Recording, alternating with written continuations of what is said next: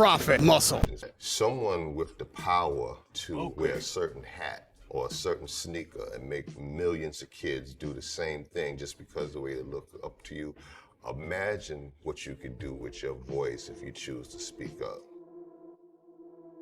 You know, I think that there are a lot of talented young artists out here, but I do worry about their longevity. They don't really understand the business or the life of other hip-hop artists that came before them. If there was a way to bridge that gap where older generation could connect with the younger generation just to build with them, to talk and school them about this thing, hip-hop, they could learn from the great things we did and learn from the mistakes that we made. I think that something the young hip-hop artists should know. Big Daddy Kane is dropping some knowledge. Thank you, my supporters, for 400,000 subscribers. But in hip-hop, people such as myself or LL Cool J will be considered old school. And I think that that's a label that people put on artists in hip hop to create an expiration date. You put an expiration date on an artist and they don't have no longevity no more or any relevance. But it's a sad thing. You have so many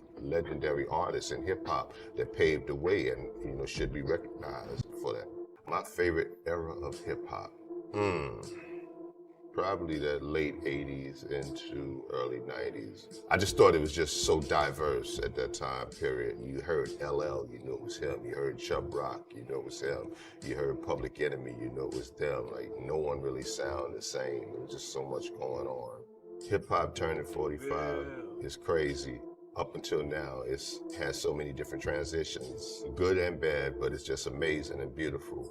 Now, 45 years from now, where hip-hop may be, who knows, man, who knows? Because, I mean, right now, it's not just solid hip-hop anymore. Hip-hop is actually a music genre, because it's not about the MCs or the DJs anymore. It's about the artists, I think that a 20-year-old Kane in hip-hop the way it is today would definitely have a heavy impact. Because I think that a lot of things that I did early in my career in the 80s was stuff that people wasn't really ready for, combining hip hop with R&B.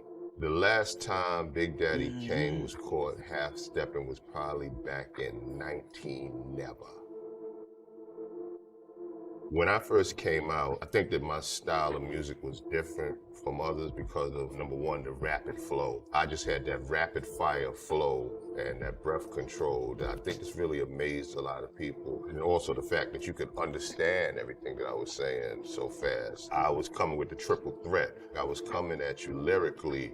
I was coming at you sexy. And plus, we had a great stage show along with my two dancers, and everybody loved that. Making control Jay-Z. My mama was sacrificed. Big Daddy Kane is right. The young and the old generation should work together. From now on, we all call each other Kinga, because we all people are righteous kings, to replace it with that negative word. Roger, tell these subscribe to the Prophet channel.